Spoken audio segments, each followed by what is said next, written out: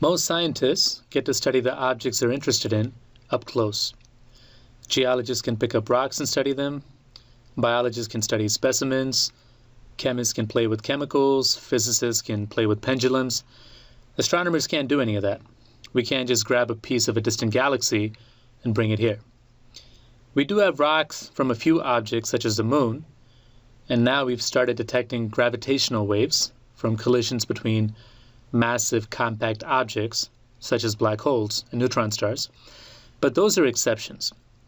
For the vast majority of objects which astronomers study, all we have is light.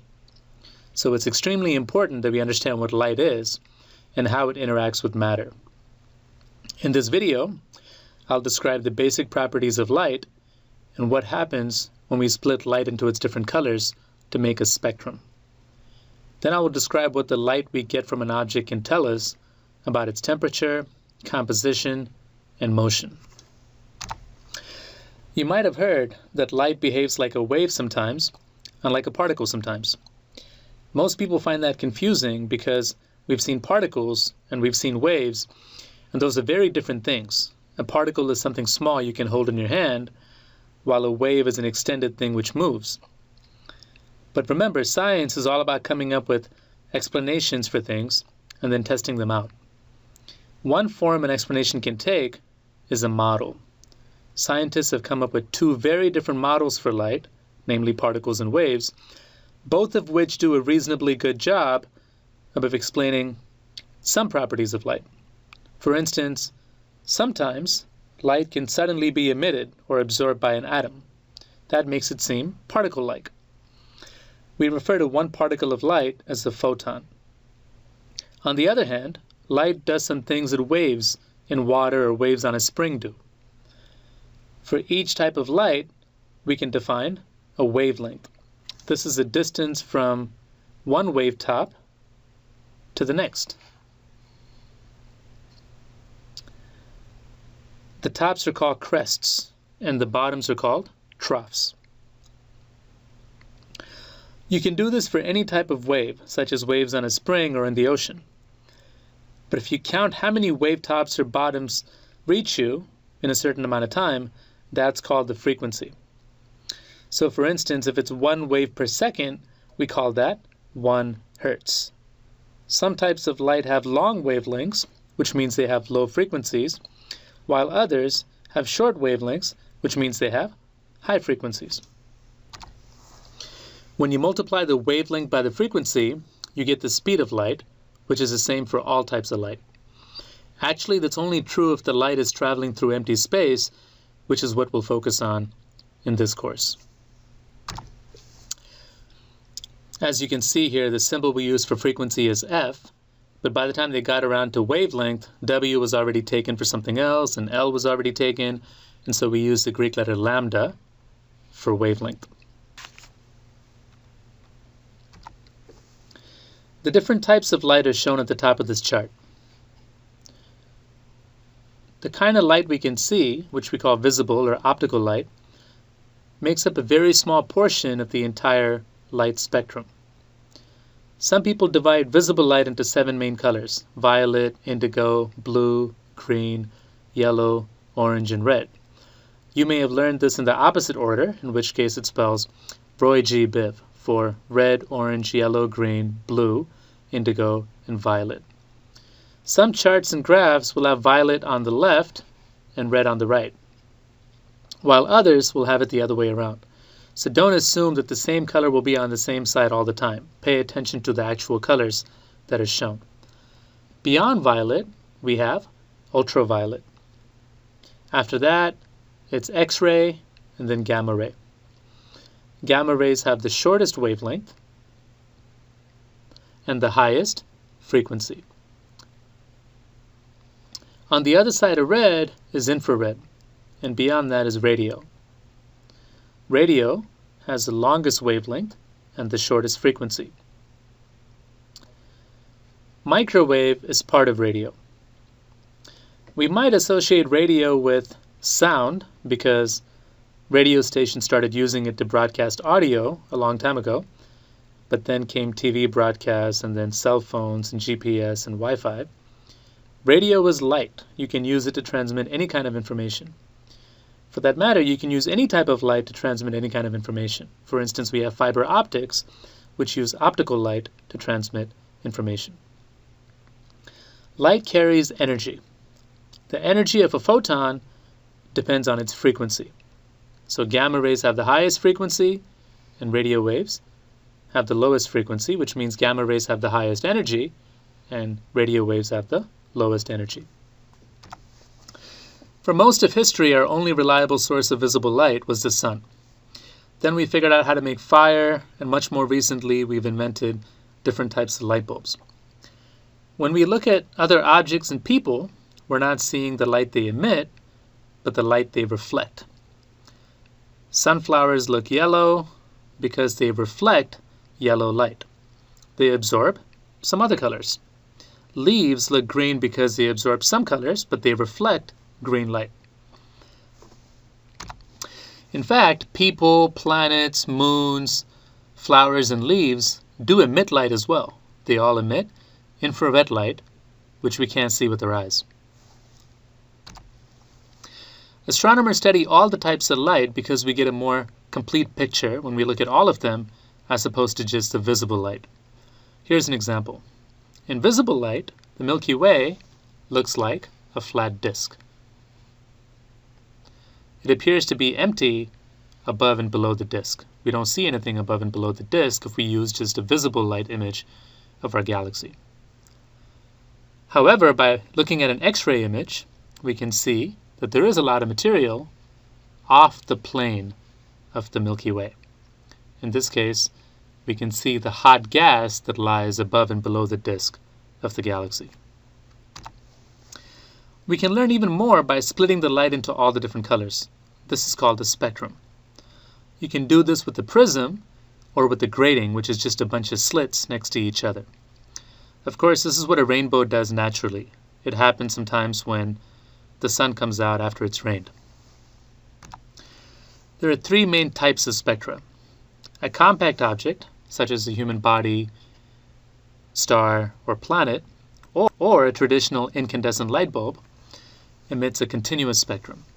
We see all the colors of the rainbow without interruption. The spectrum of a low-density cloud of gas contains bright lines against a dark background. We call this a bright line or emission line spectrum. There is no continuum. Interestingly, if a compact object happens to lie directly behind the cloud of gas, let's say we're looking from this direction as opposed to this direction, we see the same lines, but now they're dark lines against a bright background as opposed to bright lines against a dark background. This is called a dark line spectrum or an absorption line spectrum. In this course, you'll mostly see spectra depicted as a graph of brightness against wavelength. Here is an emission line spectrum. There's hardly any continuum. The emission lines show up as spikes. And here is an absorption line spectrum. There is a continuum which peaks over here, and you see dips, which are the absorption lines. If we were looking at the actual colors of the spectrum, these will show up. Where the dips are, you'll see dark lines. When a spectrum is plotted as a graph, you can see exactly where the continuum peaks and how bright the emission lines are, how strong the absorption lines are. You get more complete information when you plot the spectrum this way as opposed to just displaying the different colors. Notice that the absorption lines don't go all the way down to zero. There is light being emitted there. It's just less than in the surrounding areas. The color of an object is based on where its spectrum peaks. For continuous spectra, this depends only on temperature. Hotter objects peak at shorter wavelengths. By the way, Kelvin is the unit of temperature we usually use in this course. It's related to Celsius, except that it never goes negative. The lowest possible temperature, which is called absolute zero, is 0 Kelvin. A blue star is always hotter than a red star. If two objects are the same size, the hotter one emits more light at all the different colors. So a blue star actually emits more red light than a red star. Of course, it also emits more blue light, but it emits more of everything than a red star if they're both the same size. Let's say you take a piece of metal and heat it to 3000 Kelvin. Its spectrum peaks in the infrared, but we don't see infrared with our eyes. Of the colors that we can see, this object emits more red than anything else, and so it appears red to our eyes. If we keep heating it up, it'll get brighter, and it'll start to appear orange, and then yellow, and then green, and then blue. The spectrum gets shifted to the short wavelength side, and it keeps getting higher and higher as the temperature of an object increases. If you see emission lines or absorption lines in a spectrum, these can tell you what the cloud of gas is made of. Here we see emission lines. Each element has a unique set of lines. We call them chemical fingerprints. Astronomers can figure out what even the most distant galaxies are made of simply by taking spectra of them and looking at which lines are present. Emission lines are produced when an atom loses energy. We depict this by showing an electron falling from a higher level to a lower level. These are called energy levels of an atom. If it's a big drop, you get a high energy photon. If it's a small drop, you get a lower energy photon. The atom will actually spit out a photon anytime an electron falls from a higher level to a lower level. In the case of hydrogen, falling from level 3 down to level 2 produces the emission of a red photon. The atom spits out some red light.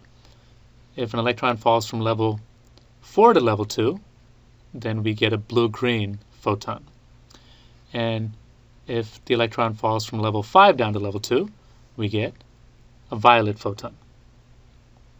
If we go back to the previous slide, you can see that these are the colors found in the spectrum of hydrogen. Hydrogen does not have any yellow lines or orange lines in its spectrum. That means a hydrogen atom has no use for an orange photon or a yellow photon. Just like light can be emitted by an atom, it can also be absorbed by an atom. If a red photon comes along and hydrogen happens to have an electron at level 2, then the atom can actually absorb the red photon and kick the electron up from 2 to 3. Instead, if it happens to be at 2 and a blue-green photon comes along, the electron can be kicked up to level 5 and the photon will be absorbed. Or if there's an electron sitting at level 2 and a violet photon comes along, that violet photon will be absorbed by the atom and the electron will be kicked up to level 5. Once again, hydrogen has no use for a yellow photon or an orange photon. It only emits and absorbs the same colors every time. Finally, the spectrum of an object can tell you if it's moving towards or away from you, and if so, how fast. This is called the Doppler effect. Let's say the object is initially not moving. That's shown in figure A. It's sending out a constant beam of light. The wave tops, or crests, are shown. The first crest has made it out this far. The next crest has made it out this far. And then the next one has made it out this far, and so on. Observer A is down here. The observer detects the true wavelength of the light that's emitted. Now imagine that the source is now moving towards observer A. It's moving down. The first crest has made it out this far. That was emitted when the source was actually over here. And then the source started moving. Crest number 2 is out here because the source was over here when it was emitted. Crest number 3 is out here because the source was here when that was emitted. And crest number 4 is here because the source was here when that was emitted. Now observer A sees these waves close together. Closer than the source would see the waves. The source would see the waves this far apart, but the observer sees the waves much less far apart. So the observer detects the light to have a shorter wavelength than the actual wavelength when the light was emitted by the source. Now imagine there's another observer up here. Observer C sees the waves further apart than the source does and much further apart than observer A does. So observer C detects a longer wavelength than the true wavelength. So if an object is moving towards you, the light coming from it is shifted to shorter wavelengths. We call this a blue shift. If an object is moving away from you, the light is shifted to longer wavelengths. We call this a red shift. If an object is moving sideways or perpendicular to your line of sight, its light will not appear to be shifted. Observer B is over here on the side. This observer does not detect a blue shift or a red shift. For this observer, the waves do not appear to be too close or too far apart. They appear to be the same as what the source would see. This concludes my lecture on Chapter 5.